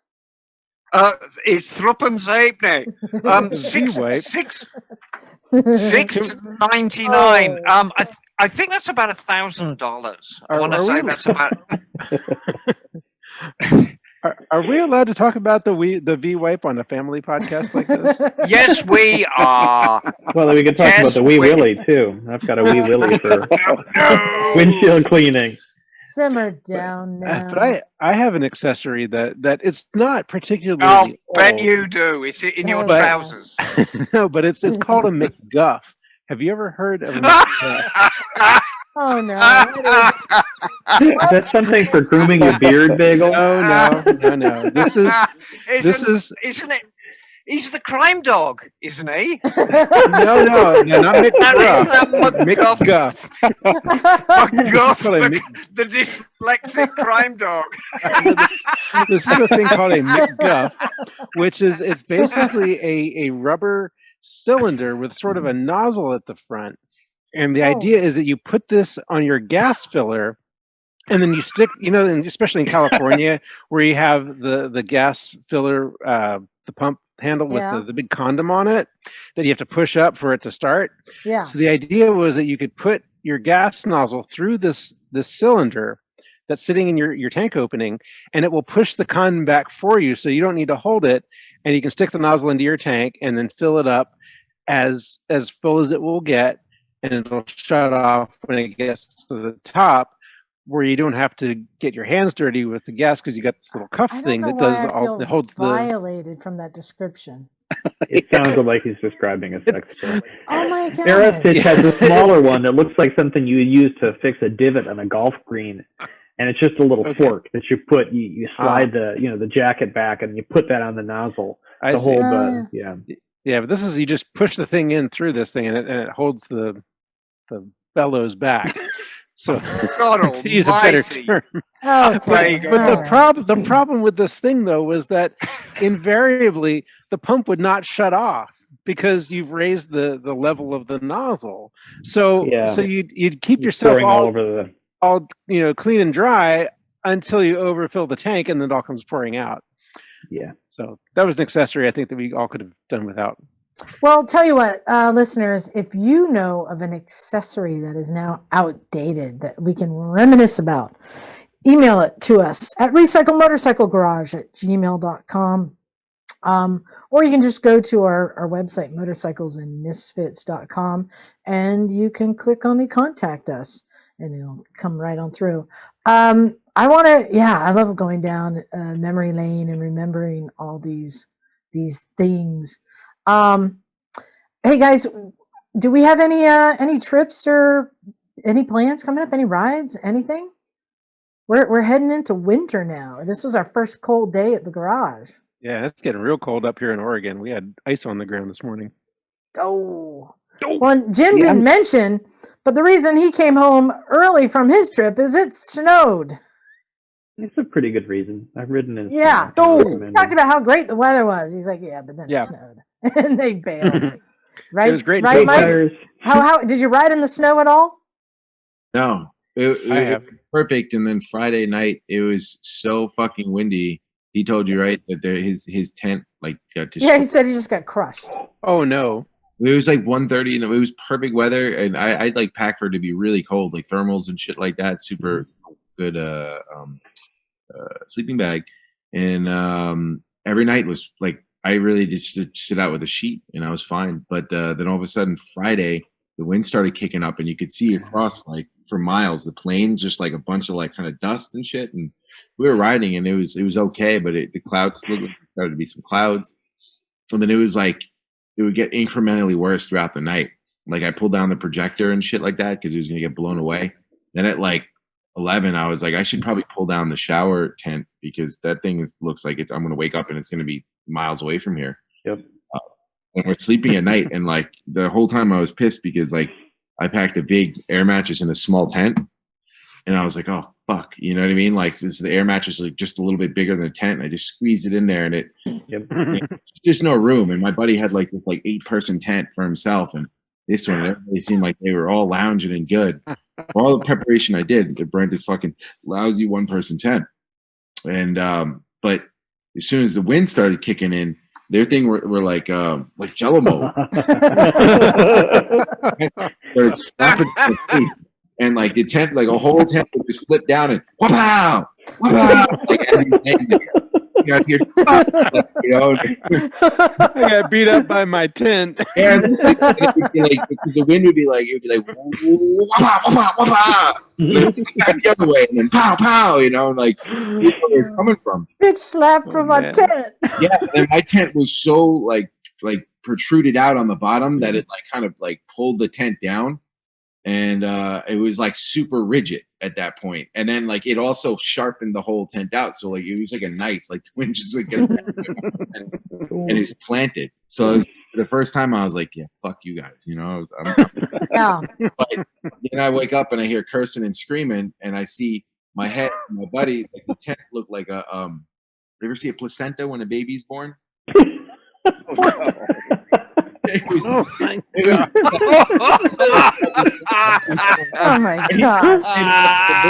It was a massive hole. That was like a parachute, and then they would catch, and he'd go like this. And he would like yank it forward, and I said, "All right, I'm getting up, putting my pants on." And I get out there, and he's like, "Just get me some duct tape." I'm like, "You're out of your fucking mind?" Because that'll fix it. Mile-an-hour winds, bro. You ever been in a hurricane in Florida? I said, we need, you know. I said, we're gonna go home. It was 2 a.m. Bro, I said, pack this shit up. You know what I mean? Let's get the fuck out of here. Yeah, well, it's a cool reminder that winter is coming upon us, and so for a lot of people, it's the last rides of the season. I think we're gonna have more riding to do because we're fortunate that way, but. That's why we have heated grips for when it gets below 65. Hey, I have one final announcement to make, and I'm excited about this one. Oh, yeah. The South Jersey Moto Film Festival. Hey. Tickets are available. Yo. So if you enjoyed the Black Hills Moto Film Festival, well, we've got a whole nother set of curated films for the South Jersey Meadow Film Festival, and tickets are now available. Here's the deal. Go to revsisters.com, R-E-V, revsisters.com, and click on Film Festival. You can get your tickets. For the last film festival, tickets were free for the weekend, and we're doing that again. The festival is going to be December 2nd through 4th, and it is free. But we had a lot of people who weren't able to walk. That's a bit expensive, Liza. I think you should reconsider that. It's a bit overpriced. Like the Toronto one. There was a lot of people who weren't able to finish seeing all the films because it's like almost 9 hours of films, or something came up or they missed it, whatever. So what we've done is you can do it free for the weekend, or for $10 you can buy a 10-day pass. So that'll give you a lot more time to see all the films. $10 is still cheap as chips, wouldn't you say, Emma? Oh, good Lord, yes. Yes. Yeah. So, no, it's a great deal. What you've got to do is you've got to consider how much entertainment you're getting for that $10. And you know, it's going to come out at like $1 an hour, and you really can't beat that. Yes. And there's some really cool films. I'll tell you real quickly about one of them I'm excited about. This is a newer film. It's called Blood Rider. And this features this guy who delivers blood on his motorcycle in Africa to the hospitals when they need it. Cool. So that's the job. He's going around with a giant cooler on the back delivering blood to the hospitals because the motorcycles can get it there. Yeah. So it's pretty cool to see the story of that. So Blood Rider, that's one of the films featured in this festival. So RevSisters.com, South Jersey Moto Film Festival. Check it out. South Jersey, yo, what exit? Yo. Funny. What exit in South Jersey? Funny you should say that. That's one of our themes is exit signs. I've been working on the videos. But yeah, I think I'm going to go dump one of our trailers up so you can see some of the trailers of films and get excited. So that's it. RevSisters.com. I think that's it. Does anyone else have any other announcements they want to make? Oh, God, I do, but I don't want to right now. But I've got something really big coming. Can you at least, Emma, tell us the color of your underwear right now?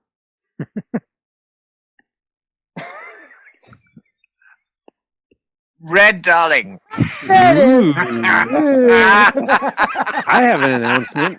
Yes, what do you got, Bagel? The Oregon DMV, so much easier and less of a pain than the California DMV, let me tell you. I just got to say that. Congratulations. Awesome. Thank you. Well, hey, and I wanted to thank John and Scott for joining us and sharing the stories. And and one thing I wanted to say, just going back a little bit, Scott, talking about getting into adventure riding, you got the big bike and you're going for it and you're crashing. But one thing that I thought was admirable that I learned on this trip, you're older than I am. And I'm like, fuck this shit. I don't want to get hurt. And you were still charging hard. So right on, brother. Right on. Well, thank you. Thank you. If anybody wants to see pics and video, I got some stuff on biobikers.com. And John, you ain't no spring chicken either. So same. I am not. Further proof that anyone can and should do it. Even if you're a short Italian. Or short-legged. Yes. Which, by the way, kudos to Santos, who is a very small person who was riding that Triumph 7 years Tiger. experience. He's really new rider too. That Triumph Tiger speaking. That's lowered seat, and he killed it. It's great. That was a great bike for all those people who say the bikes are too big, they can't do it. This guy was proof that you can, because he was able to bring everything down and have that bike fit him. Nice. Also, kudos to Santos for managing to not answer all your questions around the campfire, Liza. Yes. Yeah, we won't get into it. So I think that wraps it up. This is the time of night where I tell everyone thank you very much for listening, making it to the end. I've got a list of stunt misfits that I'm going to be going down. I got some upcoming episodes. I'm going to be reaching out to some of you. Thank you for emailing us. And don't forget to go to motorcyclesandmisfits.com. You'll find our links there. And lastly, if you would like to get one of my cool Motorcycles and Misfits t-shirts, I still have a bunch left. You just need to send a PayPal to recyclemotorcyclegarage@gmail.com for $25. And that'll get it shipped to you anywhere in the U.S. And just don't forget to list what size you need, and I'll get that out. Because, hey, perfect Christmas present, right? Right. I wanted to say a couple of very, very brief things. Number one, if you're waiting for an Ask Miss Emma answer, please bear with me. I've got a lot going on right now. You are going to hear about it maybe on the next podcast or the podcast after. I will get to your Ask Miss Emma question. The second thing, while you were away having fun last weekend, I would like to shout out to two fans of the show. That would be Eric and Sean, who showed up on their big V-Stroms last week and they brought beer. Nice. They just brought beer without being asked. I mean, it really doesn't get any better than that. So thanks for showing up, guys. Well, there you go. All right, I think we're ready to get out of here. Thanks again, everyone. This is Liza. And just as a reminder for you misfits here, we're going to go in alphabetical order now. That's what we're doing, right? So thanks, everyone. This is Liza. Bagel.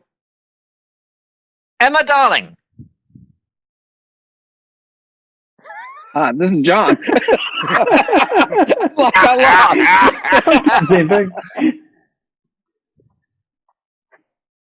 Yo, Mikey, did you say something? Mike. There we go. And Scott. There we go. It still didn't work. All right. Thanks, everyone. I think we are ready to get out of here. Cool. There it is. Good night. All right. Good night. Thanks, guys.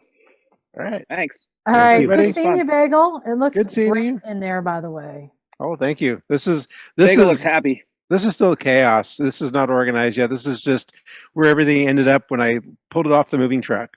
So it's beautiful chaos. I like your little garage that all the scoots are tucked into that gives you the storage above it. Oh yeah. Yep. My little loft here. That's cool. That was built out of necessity years ago when I had to fit everything into a storage unit. So it continues here to keep the space open. Nice. All right, I'm going to sign off. All right. See you guys. All right. Good night. Bye, guys. Have a good night. Good night.